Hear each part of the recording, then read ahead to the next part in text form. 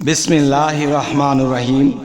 হে সমস্ত জগতবাসী, আজ আমি শামীম আলী চিশতি আপনাদের সামনে যে আলোচনাটি নিয়ে হাজির হলাম, এই আলোচনাটি মুসল্লি থেকে শুরু করে সাধক থেকে শুরু করে একেবারে আল্লাহর অলি পর্যন্ত এই কথাগুলো কার্যকর এবং নিজের জীবনের অনেক উপকার হবে ইনশাআল্লাহ।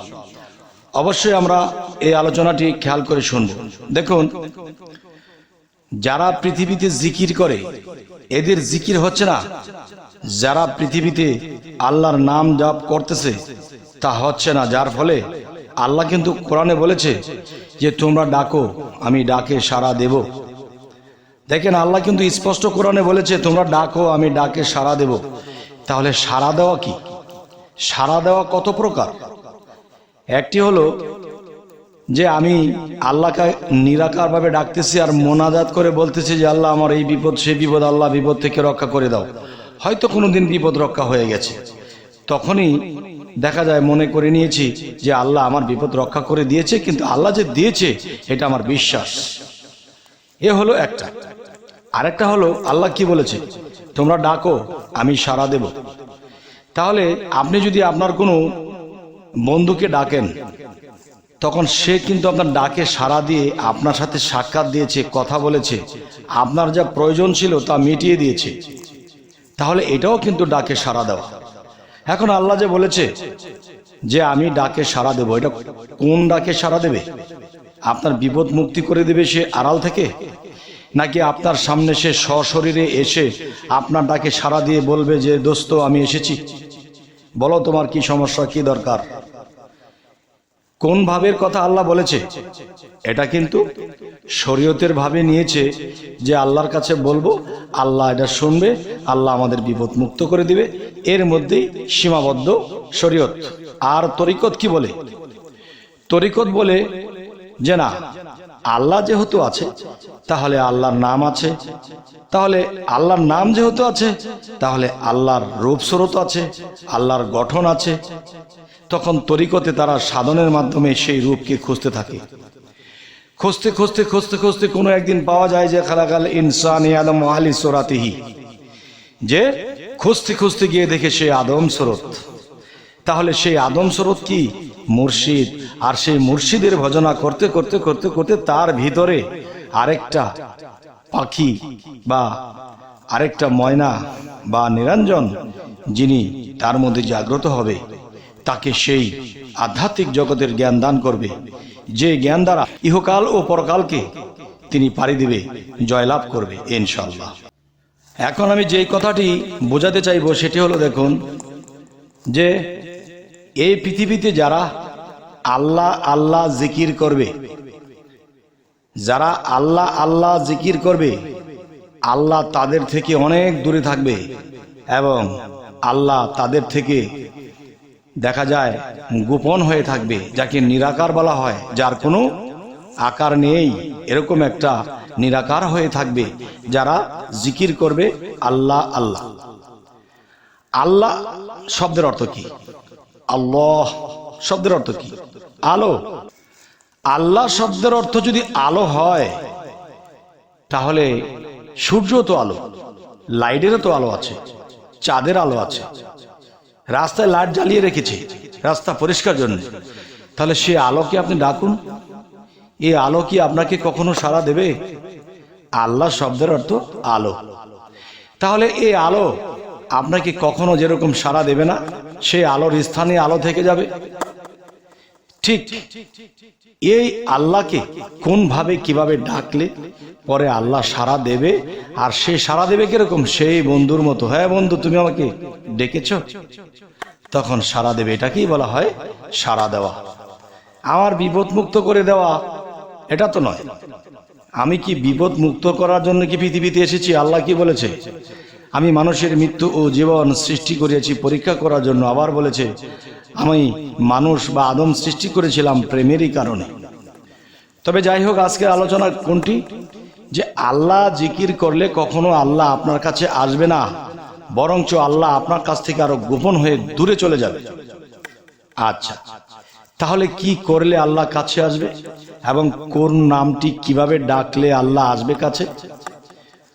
সেটি হলো, দেখেন, একটা হলো আল্লাহ, আরেকটা হলো আল্লাহু। একটা হলো আল্লাহ, আরেকটা হলো আল্লাহু। হু শব্দের অর্থ কি? হু শব্দের অর্থ তিনি। তাহলে তিনি যদি হয় তাহলে তিনি কিন্তু ব্যক্তি। তাহলে আল্লাহ কিন্তু একটা ব্যক্তিতে পড়ে যায়। যদি আল্লাহ ব্যক্তিতে পড়ে যায় তাহলে যদি আলোকিত, যদি আলো বলে ডাকি তাহলে আলো কোনো দিনও সাড়া দেবে না। আর যদি বলি আল্লাহু, তিনি আল্লাহ, তিনি আলোকিত, আল্লাহ তিনি আলোকিত, তিনি মহা আলোকিত। তিনি কে? তিনি রাসূল। আর রাসূল প্রথম অক্ষর র। এখানে কিন্তু একটা জিনিস লুকিয়ে আছে, সেটা কি? রোশনী, আলো। তাহলে আল্লাহকে যদি আমরা আলো বলে থাকি তাহলে রাসূলও তো আলো। কিন্তু রাসূল আলো হলেও মুহাম্মদ সাল্লাল্লাহু আলাইহি সাল্লামের মধ্যে যখন রাসূল পাওয়ার বাস করে তখন মুহাম্মদ রাসূল আল্লাহ। মুহাম্মদ রাসূল উল্লাহ বলতেছে একজন, মুহাম্মদ রাসূল আল্লাহ। তার মানে মুহাম্মদের মধ্যে রাসূল, রাসূলের মধ্যে আল্লাহ, তিনজনে মিললে এক আল্লাহ। তাই আবার হিন্দু শাস্ত্র একটা কথা বলে থাকে, আল্লাহ নবী, যেমন আমরা বলে থাকি আল্লাহ নবী আদম তিনজনে মিলে একদম। তারাও কিন্তু বলতেছে যে ব্রহ্মা বিষ্ণু শিব তিনে মিলে হয় এক জীব, ব্রহ্ম বিষ্ণু মহেশ্বর তিনে মিলে হয় এক ঈশ্বর।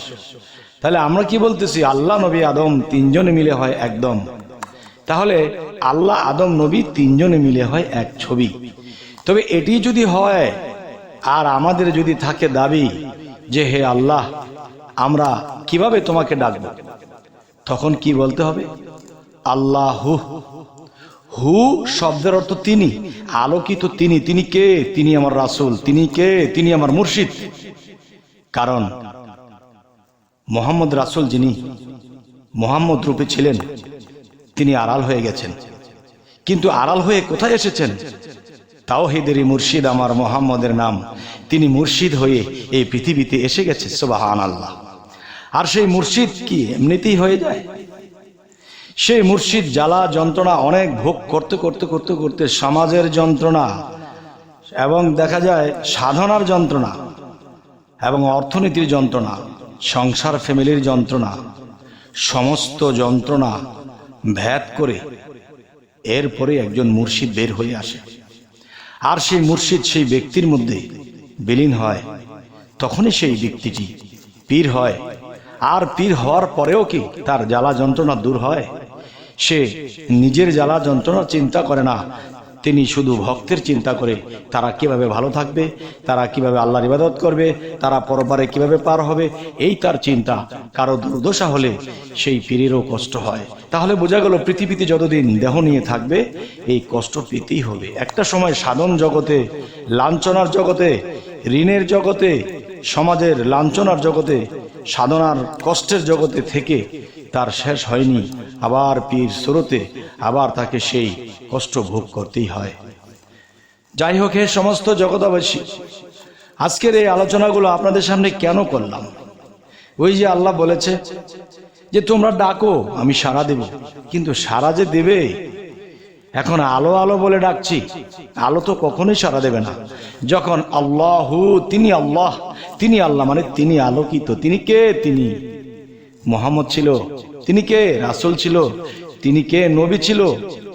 তিনি বর্তমান বেলায়েতের যুগে কে? নবুয়ত খতম। এখন যার যার কামেল মুর্শিদ, তার কামেল মুর্শিদকেই তখন কি করতে হবে? আল্লাহু যখন জিকির করব তখন খালাকাল ইনসানি আমার মুর্শিদ রূপেই আল্লাহ। হে সমস্ত জগৎবাসী, আজকে এই আলোচনাগুলো যদি কোনো শরীয়তের লোক শোনে, হয়তো তারা ভিতরে ভিতরে খিটখিট করবে, কিন্তু আসলে বুঝতে গেলে কথা এটাই সঠিক। কোরআন দিয়ে, হাদিস দিয়ে, ওলিয়া আউলিয়াদের জীবনী দিয়ে এই আলোচনাগুলোই সঠিক। তবে সামনে আপনাদেরকে আর কি আলোচনা দিতে পারি অবশ্যই জানাবেন। সকলে ভালো থাকবেন। আল্লাহ হাফিজ।